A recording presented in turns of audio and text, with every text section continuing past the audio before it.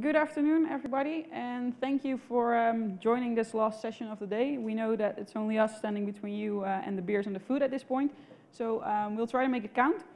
And so when we were walking around today, when we were listening to keynotes, listening to sessions, talking to some of you at our booth, we were actually happily noticing that a lot of us and a lot of you are actually already talking about the social part of software architecture. So we heard a keynote about storytelling. We heard some speakers talking about having a shared language when it comes to talking about architectures. We heard some people talking about communication. And well, as our talk title might suggest, that's actually something that we are really a big fan of. And we think that's really important because we think that your architecture is make or break by how you balance this social technical complexity. So that is what we will cover today. We will discuss a couple of social underlying dynamics of software architectures. We will talk about a couple of technical underlying dynamics, what's going wrong, what's going well, and then we'll end it up and we'll wrap everything up in a couple of best practices. So my name is Evelyn van Kelle. I work as a content lead at the Software Improvement Group, and I also study and research social aspects and social success factors in software development projects. So that's my background, and obviously I didn't came alone to this conference. I brought my brilliant colleague Pepijn with me, and he will introduce himself as well. Thank you very much, Evelyn. Hello, everybody. My name is Pepijn van Kamp. I am a technical consultant at the Software Improvement Group, so we are delighted to be here today as the platinum sponsor of this event. So a very brief introduction of our company. The Software Improvement Group is a management consultancy that focuses on measuring the technical quality of software products and then based on that giving advice to our clients on typical issues like should we rebuild a software system or should we still invest in it, for example, to renovate things. So before we get started with this topic, we wanted to do a quick poll in the room. So we are wondering if you think that the challenges that you are facing in architecture are mostly communication related or technical related. So please raise your hand. So who thinks most issues in architecture are technical related? Cannot really see anything with the lighting, but not a lot of people. Okay, and who thinks it's communication related? Huh. Okay, so that's a lot of hands. A lot of hands. Thank you very much. That's great to see. So let's get started. So here you see a quote that is probably familiar to you. It's just what we asked for, but not what we want. So this is the exact problem that almost everyone encountered in the last 10 to 15 years, right? And yes, we see this a lot at SIG. And we think one of the biggest challenges and pitfalls in software engineering projects is actually being able to articulate and define what the goal of a project actually is, and why we are doing it, and why we want to accomplish it, and what problem we are actually trying to solve with the project in the first place. So a clear definition of the initial problem, the proposed method to solve this problem, and the actual goal is crucial for software development projects. So everybody probably having an architecture-related role in this room can maybe relate to this picture. It was also mentioned in the keynote this morning by Nathaniel. So as an architect, you often feel like you are balancing somewhere in the middle between the business and the technical side of things. And developers often have the feelings that they don't have anything to hold on to. And of course, the fact is that there are two sides to every story, right? So we do, however, see projects at SIG that work quite well also on the technical level, but have mainly issues when it comes to the people side of things. So of course, it is not that easy to change a mindset of a person at the same rate as you want to change your architecture.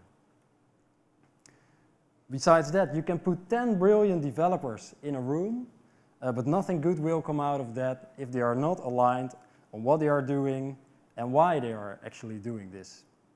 It will not work out if there's no alignment with other layers in a project, for example, with the architect. When it comes to the architect, his job is of course not finished after making the architecture design, right? So it's about feedback and action, and this is back and forth. It's a two-way stream, asking questions, making changes, changing requirements, validating assumptions. And what we see is that this goes wrong very often. So often we find a dysfunctional feedback loop, as we'd like to call it.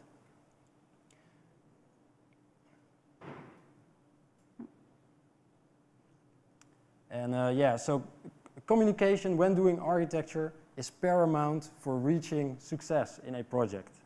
True. So yeah, we see this a lot. We see architects, developers, managers, stakeholders, and everything in between. We see them balancing in the middle. We see them trying to juggle everything, balancing between the technical side, the social side, designed architectures, implemented architectures. And actually, when we took a closer look on, so what is going wrong then? We came up with a couple of findings. This is all based on research.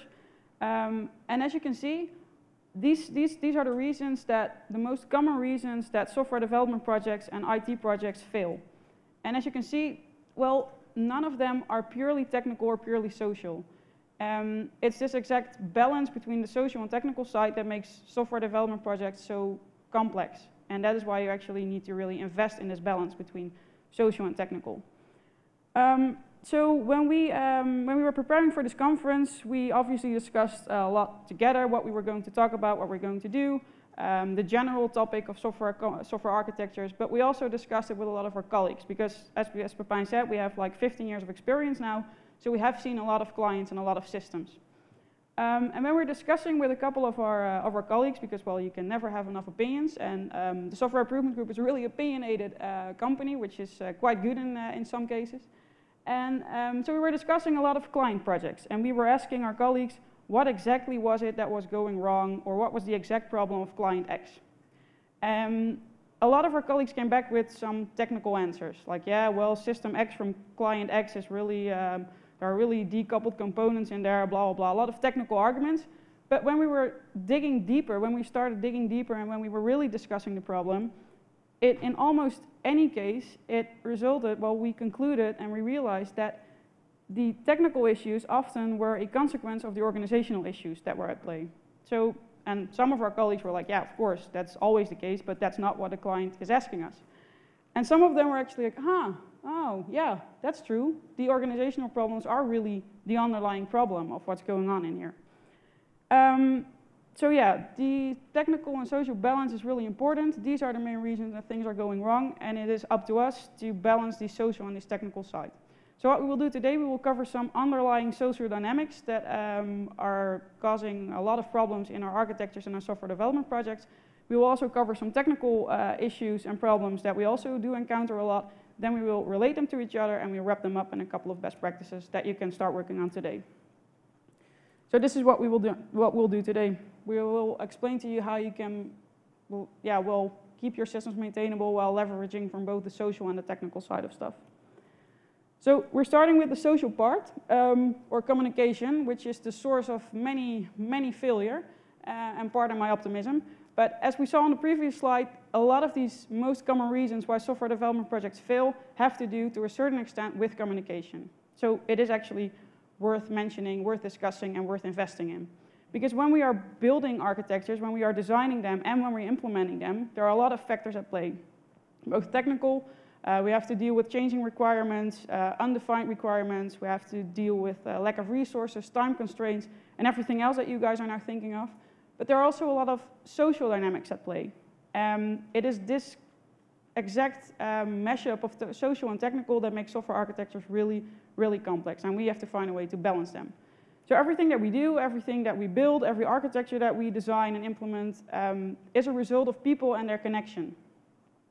And the first step for us is to understand these social dynamics that are at play here, and acknowledge that the social context is really a crucial part of what we are doing. So these social dynamics, they manifest themselves through multiple mechanisms. We can think of communication, which obviously is the main one here, but you can also think about peer pressure, culture, and one of the most influential ones is actually value congruence, which I will come back to later. So also when we were discussing our talk and we were preparing a bit, we kind of concluded something, and we realized that some of the most core principles of software architecture are not really about the code itself. Because the code itself doesn't really care if it's decoupled or cohesive. It's the people that build it that care about that stuff. So that means that this balance, this social technical balance, is present on every level, on every layer of our project. So we have to deal with it. So we can conclude that this so-called technical world and so-called social world are not really that far apart. They are not two worlds apart, and they have a lot in common. They both consist of skills. And we all know and we all feel that, that coding is a skill that we can learn. I'm telling myself that every day, and sometimes it's pretty intimidating if you have brilliant colleagues next to you, like Pepijn, to convince yourself that you can actually get better at it. But if I can get better at this coding thing, then that means that every one of us can get better at the coding thing, but also about the communication skill. And that's why I really like this description of communication. It's from Andrea Goulet from a company called Corgi. And she says, well, communication is the artifact of your ideas. And that is actually not that different from coding.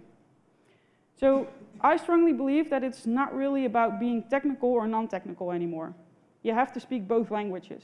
If you want to properly balance this social technical complexity in your architectures, you have to speak both languages. So I kind of hope that you're convinced by now that, that you came to the right session and that this balance is really important. And in the next slides, we will discuss a couple more of these social underlying dynamics. And I'll start with value congruence.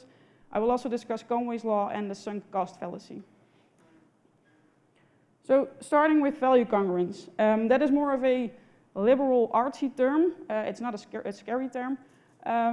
But I studied this term in my research on social success factors in software development. And it basically means that you are on the same page. It means that you have a shared set of assumptions, a shared definition of done, having the same goal in mind, articulate that goal, reflect on that goal, and make sure that everyone knows why they're doing what they're doing. So it basically means that the whole team, the whole organization, has a shared sense of reality. And the thing with value congruence is, or values in general, is that we base our behavioral choices on these values. So if they are not aligned, if teams are not aligned on their values, then that will negatively affect your team performance and your project outcomes. So it's something that you would want to invest in. So the question then is, how can you affect this value congruence thing? And the disappointing answer here is that you cannot directly affect value congruence. But there are a couple of mediators that influence this value congruence part for you. And those mediators can be influenced by us. And there are more than these three, but these three are the most significant ones. And they are communication, predictability, and trust.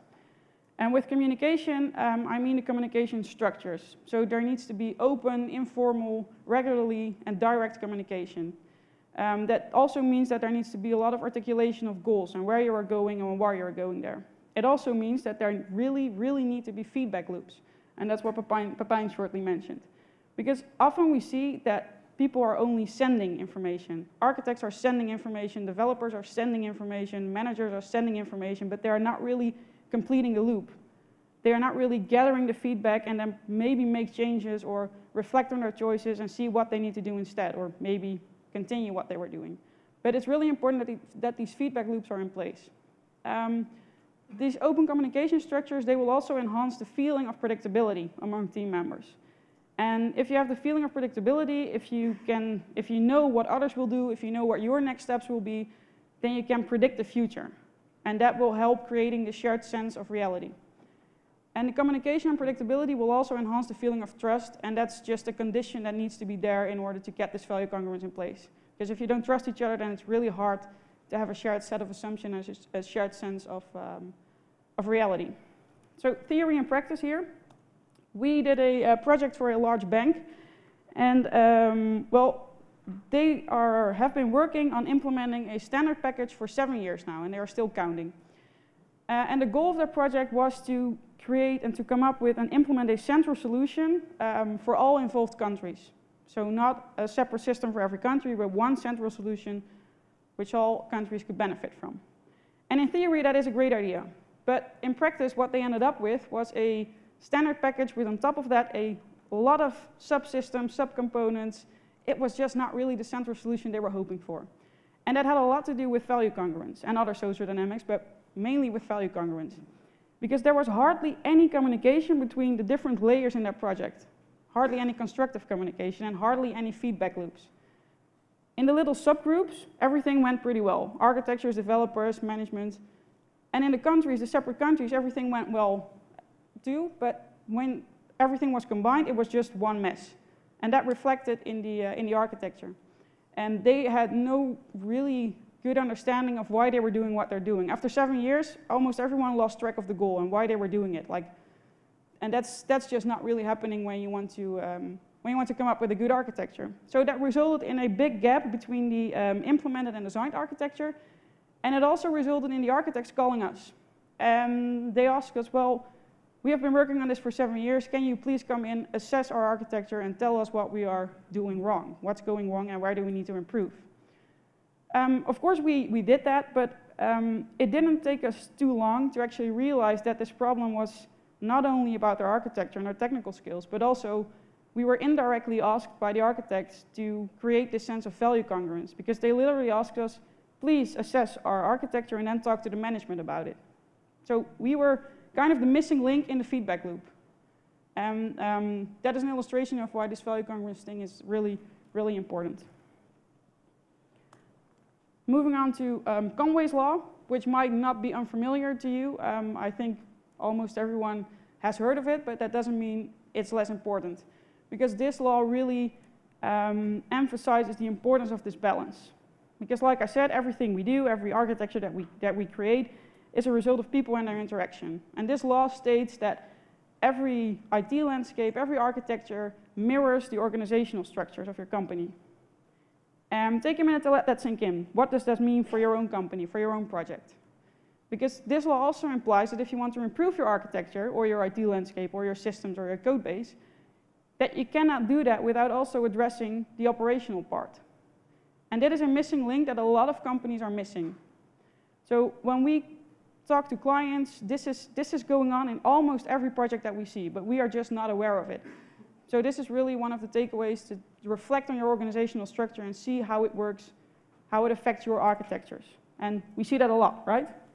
That's correct. And Evelyn, you could also say that for this talk, we actually implied the inverse Conway's law. So we want to deliver today a talk to you about social and technology issues. So that's why we brought you in as a social researcher. Yeah. And I joined the team here, completing the team here as a technical consultant. Yeah, that makes sense. So that's what we are doing here. There are some species that have managed to do this and to well, overcome this Conway's law thing. When you think about ant colonies, they manage to conquer floods and other disasters by clinging on to each other, and they are able to carry really heavy objects back to their nests. And that's kind of a reflection of their organizational structure. So, and I know that we are not ants and that everything that we do is way more complex and that there are way more factors at play, but still, it's kind of cool. And this Conway's law was also really present in the example of the bank that I just mentioned, because their organizational structure with all the little subgroups, all the countries, all the not aligned subgroups were direct reflected in their architecture. So this was maybe a really obvious example, but Conway's law is present in almost every project to a certain extent. So it's something to be aware of, and it means that you will have to reflect on your organizational structures and see how it affects your architecture. First, before I go to the next slide, I have a question for you. How many of you have ever continued watching a, well, somewhat terrible movie because they were already 1 hour in? Me too. I think almost every one of us. So they have some first-hand experience with the sunk cost fallacy. And this is not the only time that we have experience with this fallacy, because it's present like in our daily lives and in our projects. It's everywhere, basically. The sunk cost fallacy is a heuristic or a shortcut or a stereotype. At least that's what these guys are calling it. And in general, these shortcuts and these stereotypes really help us, because they prevent us from going crazy from all the impulses and all the information that we're getting. By using the stereotypes, we can make sense of the world. And sometimes they are really helpful. For example, when I first encountered the IT world, and SIG in particular, I quickly learned that there was this difference between the business and IT, and that there were two really, really different things, and that they shall not be intertwined. Well, and of course, if you start working, and if you start doing projects, and if you start learning about it, you quickly reflect on it, and you see, oh, this is a stereotype that I was using, but it's not really making any sense. So these stereotypes could also harm you. At first, they seem like really handy things that will help you make sense of the world, but you can also be harmed by them. And the sunk cost fallacy can harm you. Because the thing with this fallacy is, we think, the misconception here is that we think that we base our decisions on the rational value of future investments and experiences and objects. We think we make rational decisions. But the truth is that all of our decisions are heavily influenced by our emotional investment. And the more invested we are in something, the harder it becomes to abandon it. And that's why we hear it all the time. Like, yeah, but we have been working on this platform for 7 years now, and we have spent so much money and effort and energy on it. If we just move to another platform now, that will all be worthless. But that's not the case. It is this clinging on part, this really, no matter what, that is what will cost you. And, well, you probably have some examples of that as well. Yes, so how do we see this at the technical level? So I can give an example from one of my clients who is trying to phase out, so to say, enterprise integration technology. They are trying this for the past 7 years, haven't succeeded yet. One of the reasons behind this is also that they have invested already a lot of money into licensing, into building their infrastructure on top of this enterprise integration technology. And that hinders them from moving forward. Yeah, so that's how we see this at the technical level. Yeah. So much for the most important social underlying dynamics. I suggest we go to the more technical side of things. Yeah, so these communication issues, they lead to technical issues that are actually grounded in the previous subject. So one of the things that we see happening a lot when assessing software systems is what was already mentioned today in Simon Brown's session, what is called the code gap. It's a deviation between the plan and the reality. So this is one of the things that we assess when we help our clients. We look at the source code, we reverse engineer the software design that's in there, and we compare it with the actual design. So I will show you an example of what we come across sometimes. So here you see a picture of a designed architecture, and then what we find in reality is something like this. And then we ask our client, like, how did this happen? And of course, this has to do with missing feedback loops and all the things that Evelyn was talking about, right? So to conclude that, it also has to do with the fact that there is 3 versions of the design, right? You have either the designed architecture, then there's the mental model in the minds of the developers, and then there's the source code. And we always like to say the actual truth of the architecture is in the source code, right? And then there's these 2 things that you really need to watch out for when implementing a software architecture. So the first one I like to call dogmatic architecture decisions. So this has to do with holding on to architecture decisions, stopping thinking, and keep building on existing decisions, no matter what. On the other hand, we see now a new movement, right? I think it's being called evolutionary architectures. I think one of the major challenges there is that we should not stop thinking, right? You see here a nice picture of a river that flows down a mountain. So if that happens also with your software design, then you will be in trouble, because developers will then look for the path of least resistance. And what could happen is that you end up with something like this. So more often than not, we see examples like this at our clients. So what you see here is a diagram which is extracted from the code. So the blue boxes here are the architectural components as defined by our client. And the blue lines indicate dependencies, and the red lines indicate the reverse, the cyclic dependencies in this case. Now this is what happens typically when teams leave a software product, for example, and another team takes over. So a lot of knowledge is lost, and developers start to find the path of least resistance, and then you end up with a picture like this. Another perspective that we often take on source code is when we analyze systems, we compare the measurement results to our software benchmark. And we also do this on the architectural level.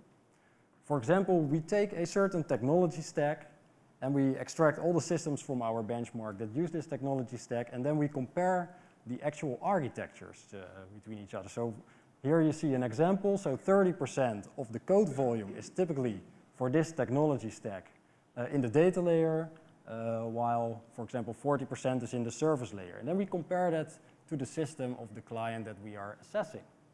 And then we often come across pictures like this. So you see the components as implemented on the right. And what you see here is that actually 85% of all the source code was in the front-end layer in this system. So if you would only look at the dependencies in the components, then you would say there's nothing wrong here, right? But if you look at the actual code volumes in the components, that gives you a lot of information. So what might have happened here? There's logic in the UI. There's a lot of logic in the UI, yes, exactly. So the data layer and the service layer are just passing requests directly onto the database, for example. Yeah, so if you just keep on building an architecture like this, you are being dogmatic. And yeah, as an architect, you should keep your finger on the pulse, right? You should know when things like this happen. So the next problem that I'd like to address, this has to do with hybrid architectures. Yeah, this is actually a building in the Netherlands, in Rotterdam to be exact. Hybrid architectures is also something that we often see in our projects. But to illustrate this, we kind of wanted to share this picture with you. The building at the bottom, that was actually an office. And at one point, there was just not enough capacity anymore to host every employee in there. So architects got asked, like, can you come up with a solution to expand our capacity? Sure. And what the architects did was they built this new architecture on top of the existing building. So this is actually a really nice illustration of hybrid architectures, and this is in real life, in buildings, but we also see this in our software architectures. Yes, we do. So what we often see in software architectures that we are assessing is that attempts have been made to move to a new architecture. And the problem in software engineering is that these transitions are most often never finished. So what happens is that a product then has two sort of architectures, and then if maybe suddenly at some point in time a team moves away and another team comes in, then there will be a third variant of the architecture. And yeah, this is one of the biggest threats to your software product in the maintenance phase, I would say. However, I must say that we do sometimes see clients that actually control these situations, and I want to show you an example of that. So this is a case of a European utilities company. They had a legacy landscape consisting of about 35 legacy systems that were very much interconnected. I think they had over 9,000 unstructured cross-domain dependencies. Yeah, and all those systems also directly communicated through one large single data store. So the problems that surfaced were obviously that they had a very low speed of change. Changing things took very long. And also it obstructed the introduction of standard software, like for example, replacing certain systems by a CRM, for example. So here's what they did. The plan. So what they did was they actually came up with the desired situation. So they wanted to start decoupling things. And of course, this is easy to say, but it's actually not that easy in reality. So their biggest challenge was to separate this large underlying data store into smaller data stores that were then only related to a specific system, for example. And then what they hoped to achieve here is more agility in their landscape, and of course they wanted to bring in off-the-shelf software products.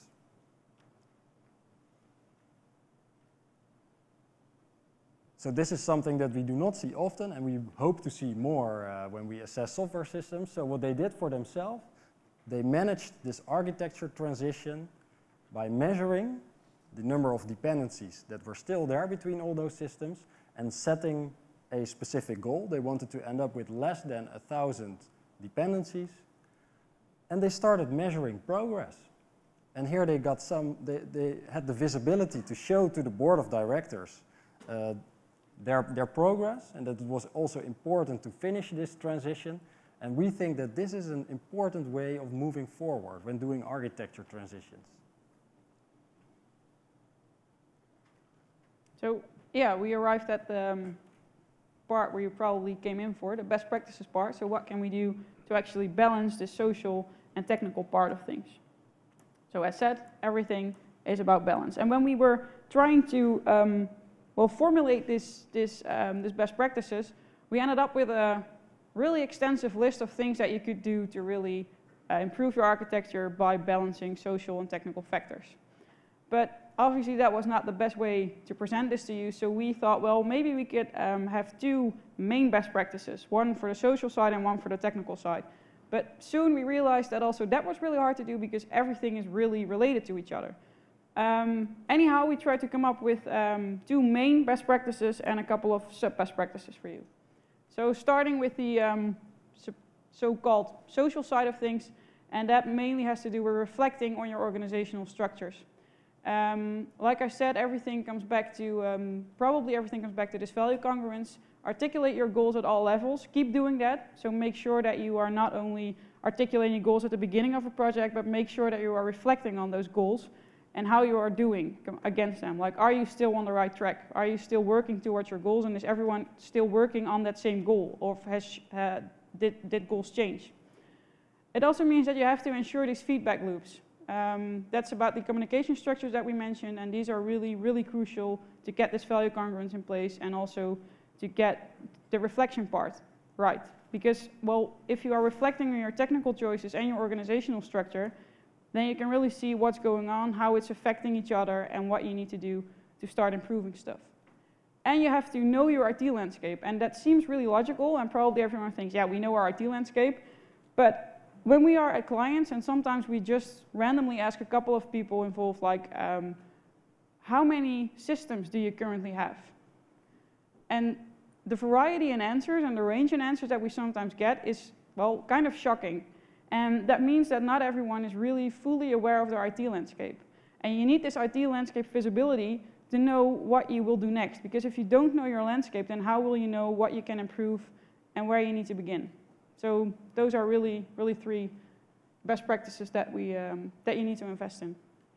Yeah. And from your side, you have some. Of course, those best practices that you mentioned also reflect on the technical side of things. So here's what we call fact-based engineering. It's a bit of a broad term here, but what we mean by that is that you try to make decisions based on facts, and you can easily do this yourself by starting measuring very simple things, like even the lines of code in components can be a fact where you can base certain decisions on.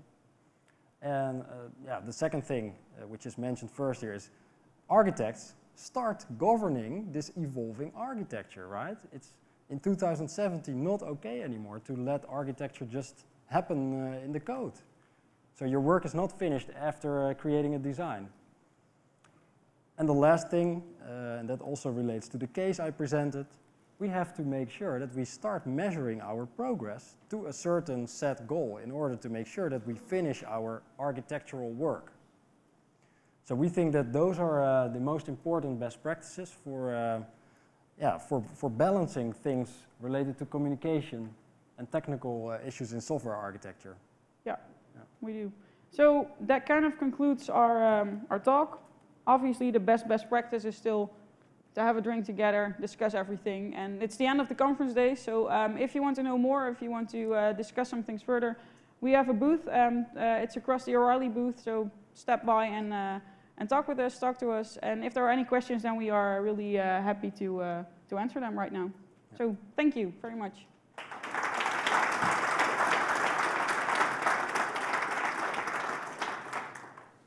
Do we have any immediate questions to ask? Hi. I heard a lot of times talking about the Congruence well, and you mentioned as well the stereotypes, but never had examples of how the hidden hierarchy or a non-diverse team of female versus men affects architecture. Do you have any examples? Or? Yeah, that is really affecting projects. And When you're talking about hidden hierarchies, of course that's something that's going on in a lot of organizations. And that, for example, really affects the feeling of predictability and trust. It also affects the communication structures, those three things that are influencing the value congruence part. But if there are hidden hierarchies and people are really aware of them, then that won't really enhance the feeling of predictability and trust. So that also makes it really harder to get this value congruence in place. So that's really affecting it.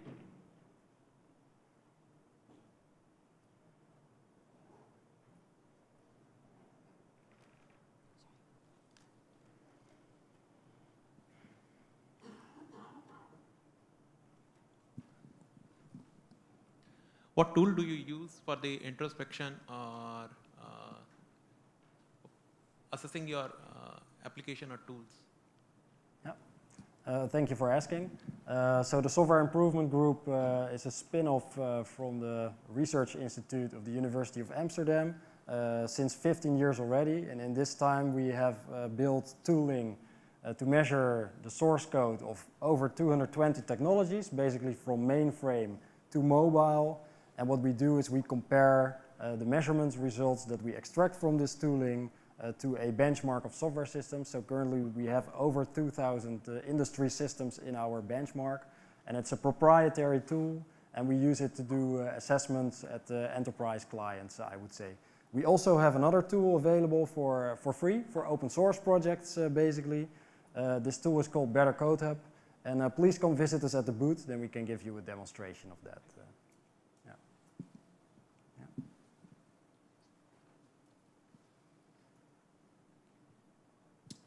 Hi, thanks for presentation. You mentioned path of least resistance taken by developers in projects, which is kind of resonates a little bit with me, but what do you think, what is your proposed kind of approach to these things in how to address that, not to be too restrictive, so where is this kind of middle ground? Yeah, thank you for your question. Yeah, so if you look at our field of work, a decade ago, or maybe even longer ago, we were all working waterfall, which basically meant that up front, we would do a lot of thinking, and then we would do the construction work. So now we are completely on the other side of the spectrum. We call it agile nowadays. And yeah, what we see happening is that now there's not so much thinking and a lot of building going on. And this is worrying, and that's also why I call it here finding the path of least resistance. So yeah, finding the sweet spot is not that easy. In theory, it's being called just enough architecture, right? What is then just enough? We think at SIG that just enough means that you define the main structures of your architecture up front, in the sense that those are the parts that are hard to change afterwards, same like the fundament of a building. And the other parts, you can basically see it as the construction of a house, where you put tiles on the floor and you can replace it later by another type of floor, or put a new wallpaper on your wall. Those are the things that are easy to change, and you have to separate those. So that's what we think is the sweet spot for just enough design. Welcome. Hi, thank you for presentation. That part about communication, I couldn't agree more. I just have one question about these measures, because it's not, aren't you afraid that using the measures like lines of code or number of dependencies can lead to local optimization? So we just focus on one parameter who is not the most important one. And people focus on, to remove, for example, with these dependencies, to focus on maybe writing something by themselves just to avoid another dependency. Thank you. Nice question. Yeah, so what you are saying is, like, if you focus on these metrics, then if you start improving those, then maybe you are actually doing some premature optimizations there, because those might not even be the most important parts of your code base, right? That is, yeah. So, yeah, what we say, a pragmatic approach to start improving is, yes, you can use those metrics, but start with the code that actually changes, right? And start monitoring the quality of that. And then you are certain that you are working on the most important code. Is that an answer to your question? Okay, thank you. There's a question here.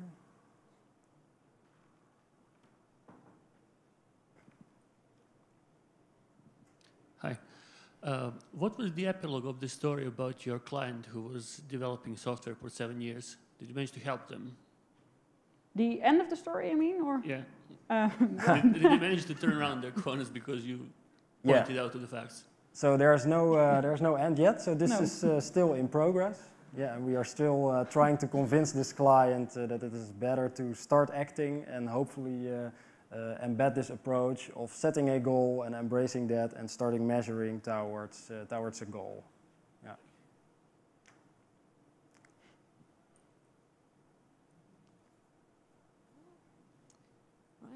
Right, I think that's it. Thank you so much. That was really informative.